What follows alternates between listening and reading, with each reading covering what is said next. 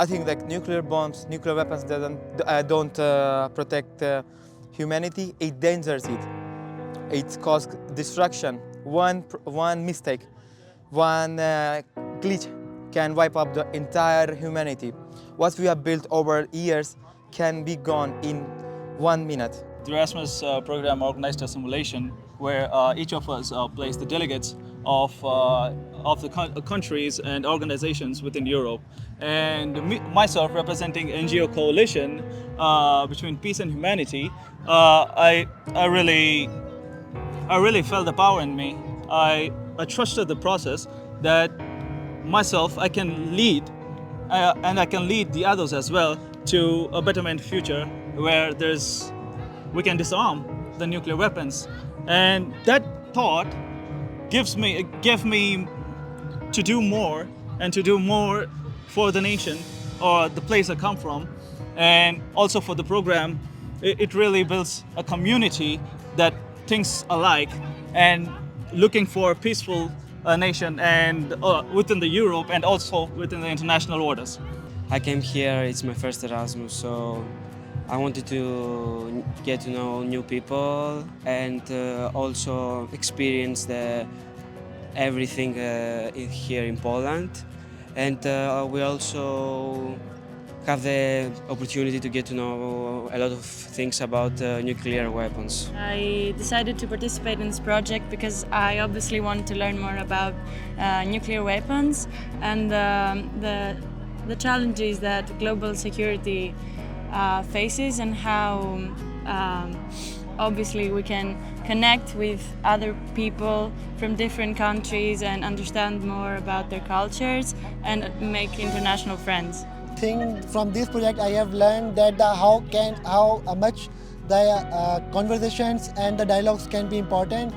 Before this project I thought that peace was only from leaders and the governments, but now I think that peace comes also from youth, like the small conversations like ours, and it gave me a confidence to a young generation can have a real voice as well.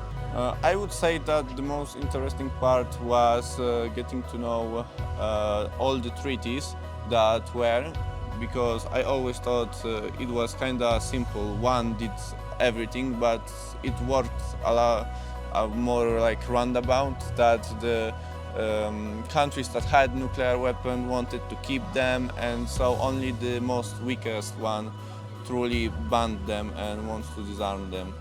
Also, all the accidents that nearly started the nuclear war, so that was awful, and it's really a blessing that the world as we know it right now still exists. For me, the funniest thing was preparing the Italian night, the cultural night, because it was supposed to start at 8, and at like 8:20 the Italians started to prepare the food. Yeah.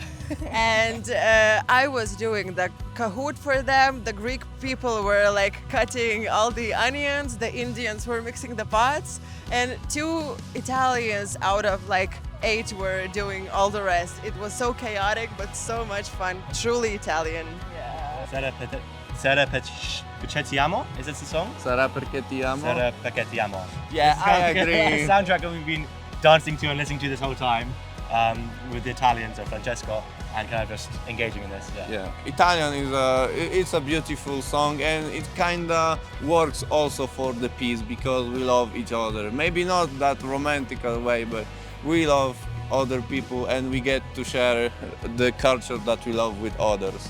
We can change this situation. I believe that there's hope to change, even though it kind of feels hopeless, even though it kind of feels controversial right now.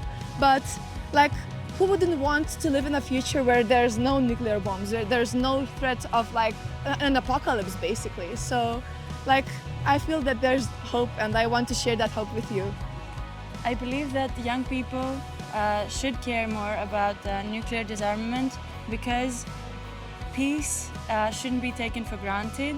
We live in a very fragile moment in history, and we all have to understand that we have to put in effort to maintain the peace, because it's our future that's at stake.